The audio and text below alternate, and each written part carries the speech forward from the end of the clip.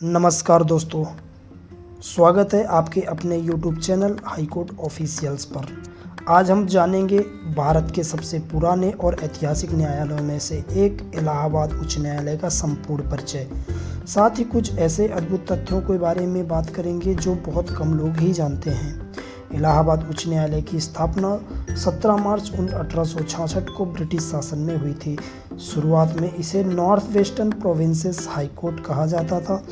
1875 में इसका नाम बदलकर इलाहाबाद हाई कोर्ट रखा गया। यह भारत का चौथा उच्च न्यायालय एवं एशिया का सबसे बड़ा उच्च न्यायालय माना जाता है, जिसकी स्थापना कलकत्ता, बॉम्बे और मद्रास हाई कोर्ट के बाद हुई थी।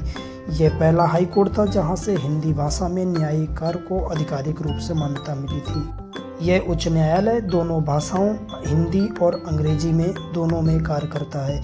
यहाँ से नागरिक रिट याचिकाएं, बेल, अपील, सिविल और क्रिमिनल रिवीजन, PIL और सरकारी सेवा मामलों की सुनवाई होती है।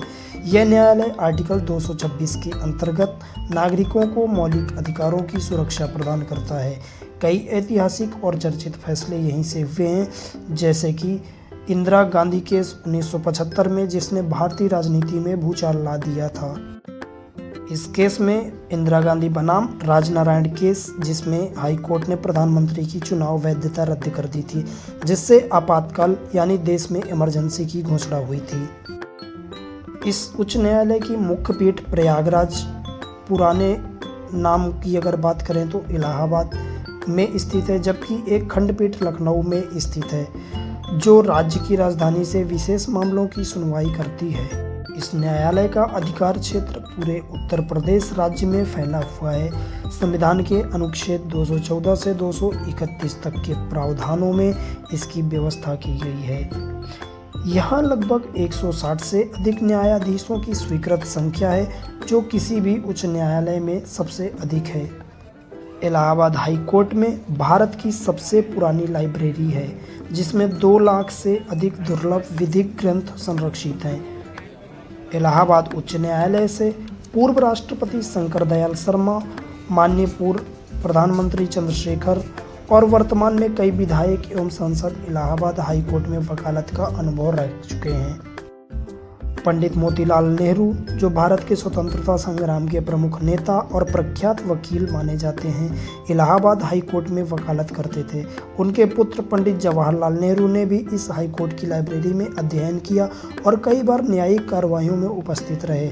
इलाहाबाद हाई कोर्ट के बगल में स्थित आनंद भवन, जो नेहरू परिवार का निवास स्थान था, स्वतंत्रता आंदोलन और संविधान निर्माण की विचारधारा का केंद्र था। यहाँ प्रमुख पर कई बड़े मामलों की सुनवाई इस अदालत में की जा चुकी है। अतीक अहमद को इसी कोर्ट से पेशी के दौरान लाइव मीडिया ट्रायल में देखा गया था।